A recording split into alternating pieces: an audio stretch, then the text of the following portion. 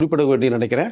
இந்த போலீஸ் ஸ்டேஷனில் போய் சில பாதிக்கப்பட்டவர்கள் சண்டைகள், சச்சரவுகள், குடும்ப பிரச்சனைகள், ஹஸ்பண்ட் அடித்தான் இது பண்ணான்னு சொல்லி இந்த இந்த பெண்மணிகள் போய் கம்ப்ளைண்ட் கொடுக்கும்போது செய்யும்போது பிள்ளையை காணோம் என்னாச்சுன்னு தெரியல, திருடு போயிடுச்சு, நிறைய கம்ப்ளைண்ட்கள்லாம் வரும்போது பார்த்தீங்கன்னா இனிமேல் டிரான்ஸ்பரண்டாக இருக்க வேண்டும்.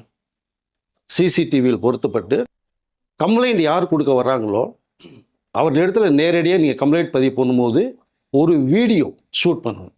அவள் என்ன சொல்கிறாங்க, என்ன கம்ப்ளைண்ட் எழுதி தர்றாங்க அப்படிங்கிறது வீடியோ ஷூட் பண்ணுங்கள். நீங்கள் என்ன பதில் சொல்கிறீங்க அதையும் வீடியோ எடுத்துடணும். 2 பேர் சேர்ந்து பேசுகிற கம்ப்ளைண்ட் கொடுக்கப்படுற வீடியோ எடுத்து அதை டிரான்ஸ்பரண்டாக வைக்கணும்.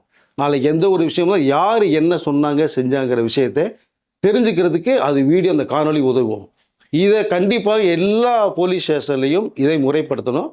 இது இனிமேல் இந்த கம்ப்ளைண்ட் வரும்போது இது உடனடியாக ஆக்டிவேஷன் ஆகணும் அப்படிங்கிற அந்த தகவலும் பேசப்பட்டு அது உண்மையிலேயே ரொம்ப வரவேற்கத்தக்க ஒரு விஷயமாக பார்க்கப்படுது மக்கள் மத்தியில். நான் நிறைய பேர் ஸ்டேஷனுக்கு போய் அலைக்கழிச்சு வாசலில் நின்று பார்க்க முடியாமல் ஐயா வெளில போயிருக்காங்க 8 மணிக்கு மேலே வருவாங்க வாங்க சொல்லும்போது ஸ்டேஷன் வாசல்லையே நின்றுட்டு இருப்பாங்க ஒரு 5 மணி நேரம் 6 மணி நேரம்.